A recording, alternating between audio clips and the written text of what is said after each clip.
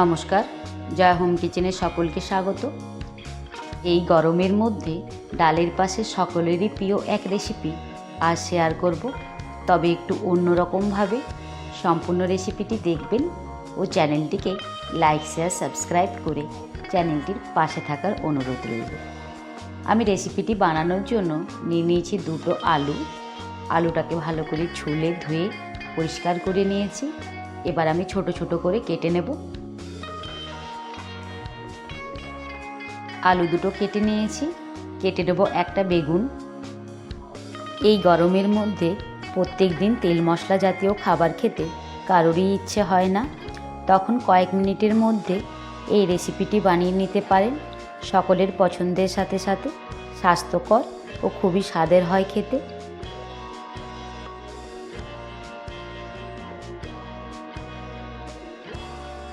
বেগুনটা আমি ছোট ছোট করে কেটে নিয়েছি। এবার কেটে নেব খুবই অল্প করে পেঁয়াজ। একটা বড় সাইজের পেঁয়াজের 1/4 অংশ নিয়ে নিয়েছি। পেঁয়াজটা কাটা হয়ে গেছে। গ্যাসের চুলায় চাপিয়ে দিয়েছি কড়া। দিয়ে দেব সামান্য একটু সর্ষের তেল। ফোড়নে দিয়ে দেব মৌরি, মেথি আর কালো জিরে। ফোড়নটা একটু ভেজে নিয়েই দিয়ে দেব কেটে রাখা পেঁয়াজ। পেঁয়াজটাকে একটু হালকা করে ভেজে নেব।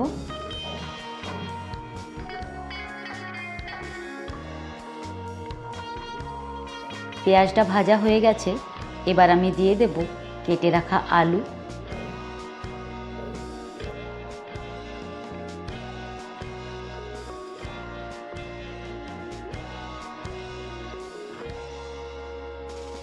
আলুর জন্য আমি 1/2 চামচ দিয়ে দেব নুন।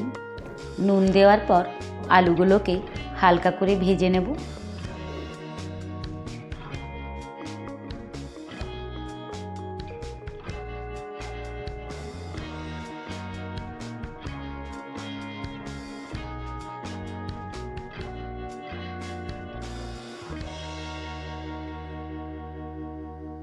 পেঁয়াজের সাথে আলুগুলোকে হালকা করে ভেজে নিয়েছি। এবার আমি আলুর মধ্যে দিয়ে দেব কেটে রাখা বেগুন।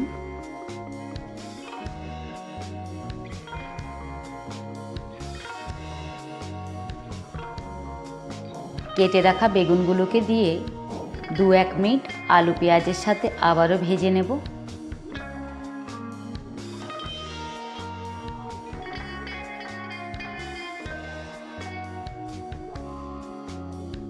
আলুর জন্য তো আমি নুন দিয়ে দিয়েছিলাম আগেই। এবার বেগুনের জন্য আমি আবারও 1/2 চা চামচ নুন দিয়ে দিলাম।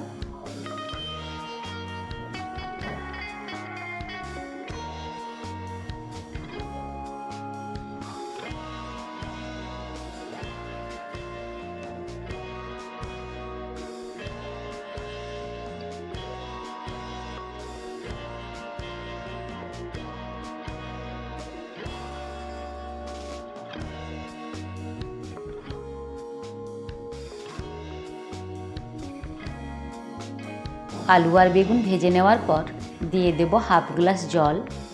বেগুনটা তো ভাজার সময় নরম হয়ে গেছে, তবে আলুটাকে সেদ্ধ করার জন্য দিয়ে দেব একটা ঢাকা।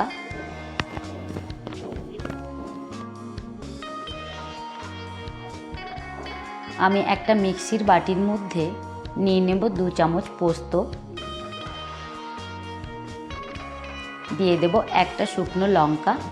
এবার পোস্তটাকে সুন্দরভাবে বেটে নেব। পোস্তটা বাটা হয়ে গেছে। 3-4 মিনিট ঢাকা দিয়ে রেখেছিলাম।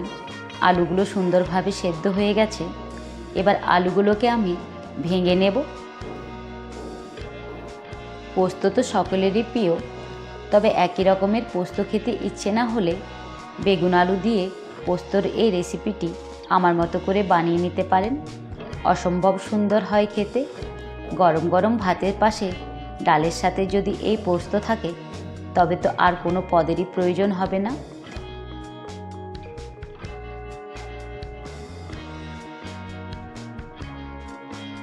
আলুগুলোকে আমি কিছুটা ভেঙে নিয়েছি। এবার দিয়ে দেব বেটে রাখা পোস্ত আর দিয়ে দেব সামান্য একটু জল। এবার গ্যাসের আঁচ বন্ধ করে দিয়ে আলু বেগুনের সাথে সুন্দরভাবে পোস্তটাকে মিশিয়ে নেব। পোস্ত দেওয়ার পর জাল হতে থাকলে পোস্তটা কেটে যাবে, তাই গ্যাসের আঁচ বন্ধ করে দিলাম। আপনারা চাইলে পোস্তর ওপর একটু কাঁচা সর্ষের তেল দিয়ে দিতে পারেন। পোস্ত তো অনেক রকমভাবেই বানানো হয়ে থাকে, তবে আলু বেগুন দিয়ে যদি পোস্ত না বানিয়ে থাকেন তো একবার বানিয়ে দেখতে পারেন, অসম্ভব সুন্দর খেতে হয়। এবার আমি একটা প্লেটে নামিয়ে নেব। আর এই আলু বেগুন দিয়ে পোস্তের রেসিপিটি ভালো লাগলে অবশ্যই লাইক ও কমেন্টের মাধ্যমে জানাতে ভুলবেন না। রেসিপিটি ভালো লাগলে অবশ্যই লাইক, শেয়ার, সাবস্ক্রাইব করে চ্যানেলটিকে এগিয়ে নিয়ে যেতে পাশে থাকবেন।